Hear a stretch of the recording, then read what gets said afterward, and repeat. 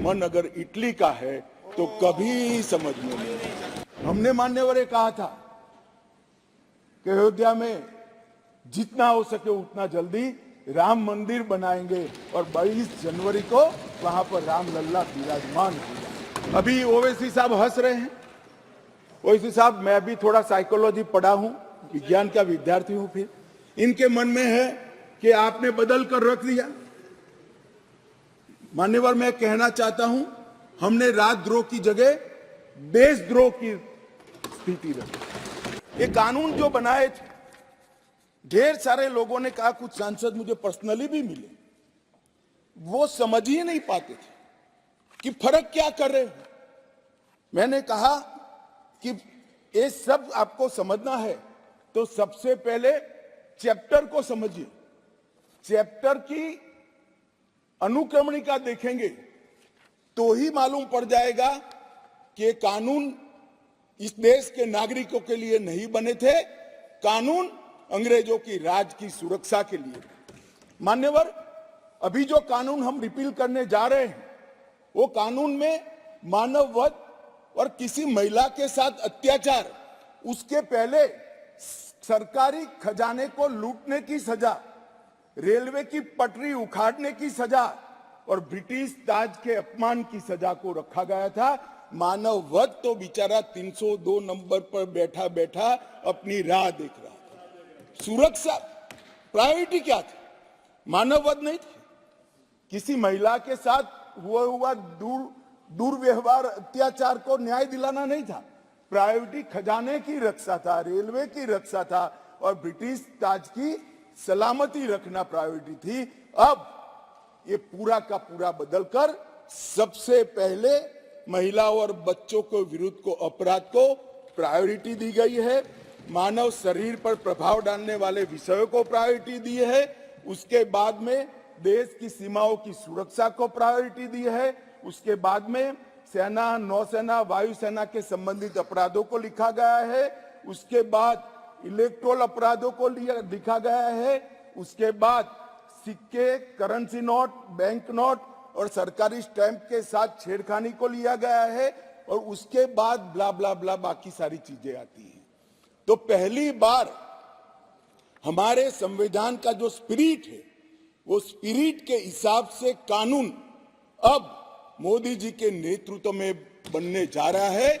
मुझे गौरव है कि तीनों कानूनों को 150 साल के बाद बदलने का और वो बिल को पायलट कर इस सदन में लाने का गौरव मुझे प्राप्त हुआ है। मान्यवर, जो कहते थे कि हम नहीं समझते हैं, मैंने कहा कि अगर मन खुला रखोगे और मन भारतीय रखोगे तो समझ में आ जाएगा।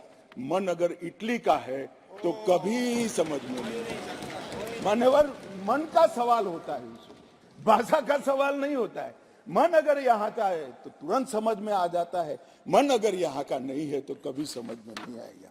मैं आज इस सदन को कहना चाहता हूँ कि 2014 में नरेंद्र मोदी सरकार आने के बाद, एक लंबे अरसे बाद, अटल जी की सरकार ने भी ये प्रयास किया था, परंतु एक मिलीजुली सरकार थी, कई प्रकार की इसमें कठिनाइयां भी आती थी, मगर लंबे समय के बाद 2 बार इस देश की जनता ने ऐसी सरकार चुनी जिस सरकार ने अपने पूरे मैनिफेस्टो को अक्षरशः लागू करने का काम किया है और जिस मैनिफेस्टो को मैंडेट किया है इसको लेकर फिर से जनता के सामने जाएंगे। हमने कहा था हम धारा 370 और 35 से हटा देंगे, हट गई।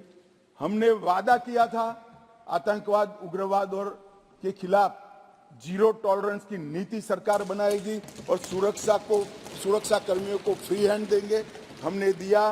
इसके कारण 3 हॉटस्पॉट, जम्मू कश्मीर, वामपंथी उग्रवादी क्षेत्र और उत्तर पूर्व में हिंसक घटनाओं में 63% की कमी आई है और मृत्यु में 73% की कमी आई है और पूर्वोत्तर से 70% से ज्यादा क्षेत्र से अपसपा को हटा लिया गया है। जिन्होंने अपने एजेंडा में रखा था कि हम अपसपा हटाएंगे, वो ऐसी स्थिति का निर्माण नहीं कर पाए। हमने नहीं रखा था, अपसपा को हटाया नहीं है, परंतु हमने इसके अमल को रिस्ट्रिक्ट करने में सफलता प्राप्त करी है, क्योंकि वहां कानून और व्यवस्था की परिस्थिति ठीक हो गई। हमने मान्यवर ये कहा था कि अयोध्या में जितना हो सके उतना जल्दी राम मंदिर बनाएंगे और 22 जनवरी को वहां पर राम लल्ला विराजमान होगा। ये नरेंद्र मोदी सरकार है, ये नरेंद्र मोदी सरकार है, ये नरेंद्र मोदी सरकार है मान्यवर, जो कहती है वो करती है। मान्यवर, हमने कहा था संसद और विधानसभा में महिलाओं को 33% आरक्षण देंगे।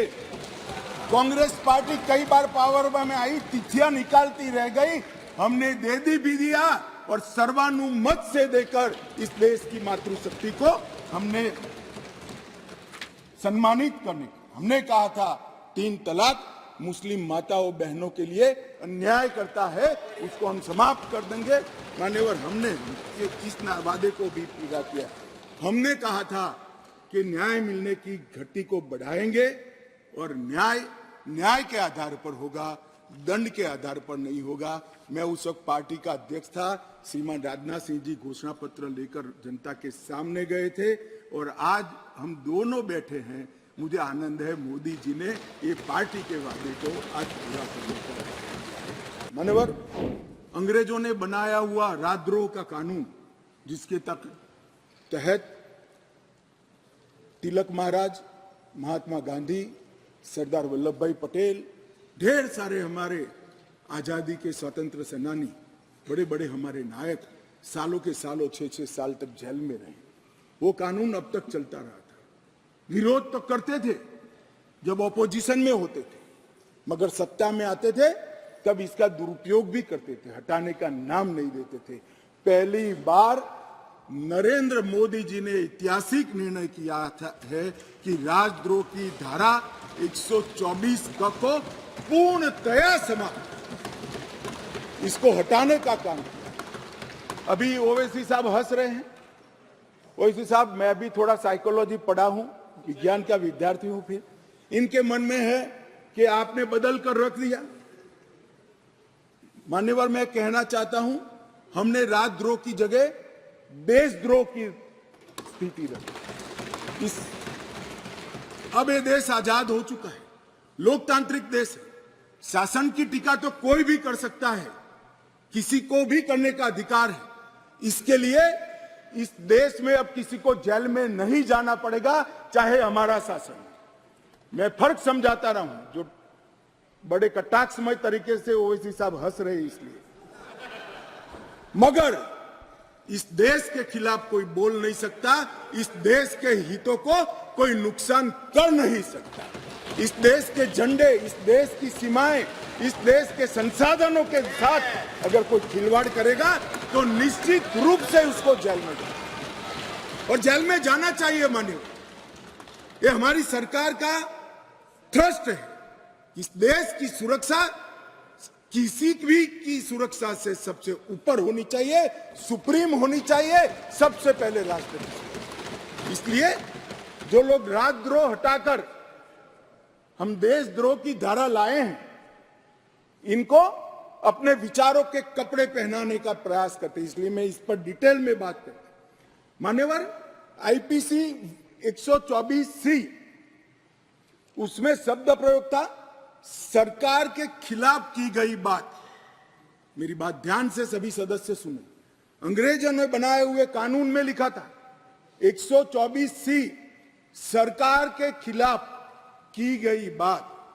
बीएनएस धारा 152 जो इसकी जगह आई है, भारत की संप्रभुता, एकता और अखंडता को तोड़ने वालों पर इस धारा का उपयोग है। वहां सरकार शब्द प्रयोग है, यहां देश है, भारत शब्द प्रयोग है। आईपीसी में आसन या प्रयोजन की बात नहीं की थी। किस उद्देश्य से आप बोलते हैं, किस उद्देश्य से करते हैं, इसकी बात ही नहीं की। करना ही काफी है।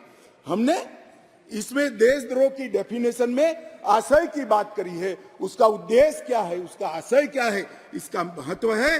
अगर उद्देश्य देशद्रोह का है तो इसको कठोर से कठोर दंड मिलना चाहिए, और उद्देश्य अगर शासन का विरोध करना है तो उसको दंड नहीं मिलना चाहिए, उसको वाणी स्वतंत्रता का अधिकार है। अब घृणा और अवमानना, शासन की अवमानना, शासन की घृणा करना, तिरस्कार करना, इसको हटाकर हमने शब्द प्रयोग क्या किया है? सशस्त्र विद्रोह, विध्वंसक गतिविधियां और अलगाववादी गतिविधियां शब्द प्रयोग। और अगर कोई कहता है सशस्त्र विद्रोह, बम धमाके, गोलीबारी और विध्वंसक प्रवृत्ति करने के बाद भी कोई जेल में नहीं जाना चाहिए, तो मैं इस विचार से इत्तेफाक नहीं रखता हूं। ये जेल में जाने ही चाहिए, सजा होनी ही चाहिए। इस देश में किसी को यह अधिकार नहीं है। इस देश में न्याय प्राप्त करने में सबसे बड़ी बाधा है तो गरीबों के लिए तो आर्थिक बाधा है, मगर हमारे संविधान ने इसकी योजना बनाई। गरीब से गरीब व्यक्ति को शासन के द्वारा वकील भी दिया जाता है, न्याय भी मिलता है, परंतु न्याय मिलता ही नहीं।